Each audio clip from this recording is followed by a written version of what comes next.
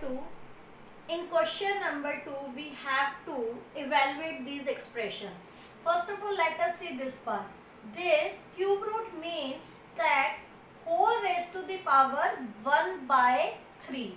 And you know that a raised to the power m upon n is equal to a raised to the power m into n. That means these powers multiply themselves. So it will be equal to minus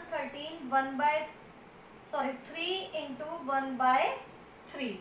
Cancel it. It will be minus 13. This is your answer. Now see this part. Here cube root is given and these numbers are cube of some number. See, 3 cube is 27 and 8 is the cube of 2.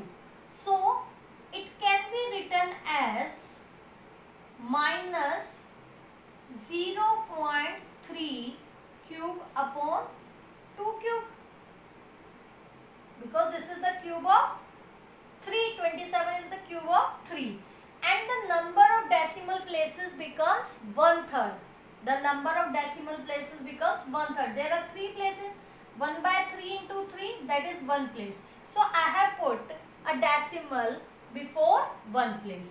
Okay. Now this is equal to 0.3 upon 2 whole cube whole raised to the power 1 by 3. It will cancel out 0.3 by 2. It can be written as 3 by 20 because we remove the decimal sign. Whenever we remove the decimal sign, as there is 1 place, so we put 1 0. Okay. So 3 by 20 is our answer. Now look at this problem. It is given cube root of 2744 and this is square root of 169. Some students get confused and try to find the cube root of this number. See, you have to check this radical and radicand. What is given to you? It is square root, it is cube root. And 169 is the square of 13. And you have to check the cube root of it. If you are sure that it is a perfect cube, you can directly use ones and tens method. Let me try. This is 4 is the last digit. So here 4 will come. 2. 2 is greater than the cube of 1. So here 14 will come. And minus. It is the square of 13. 14 minus 13. 1 is your answer. Okay. This is the easiest way, but you can apply this only when you are sure that it is a perfect cube. So it is better to check whether it is a perfect cube using prime factorization. 1 3 7 2 again by 2s. 343 is the cube of 7, you know very well. See, we get 2 7s are 14.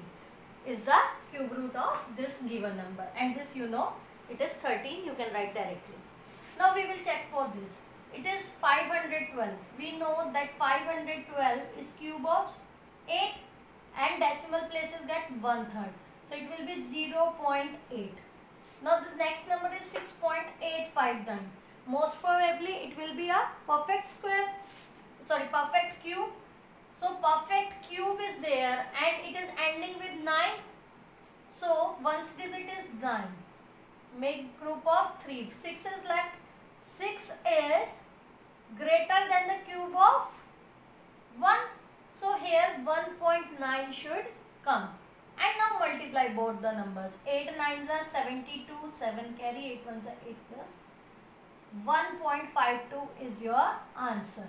But if you are not sure, you should use prime factorization. Now, as it is a cube of 19, it will go on 19 only. Okay, it will go on 19 only. So you have to check 19 3s are 57. 11 will be left. 115. That will be 6s are 114 and 1 361. 19. So prime factorization of this number is this. You can use this method in another way, that first of all you find the cube root using ones and tens method. Then you came to know that what will be the possible cube root, and then you can do prime factorization, that as I have done in this question, because my calculation has become very easy using it. Okay, so this is the way you have to solve these problems. Rest of the problems you can try yourself.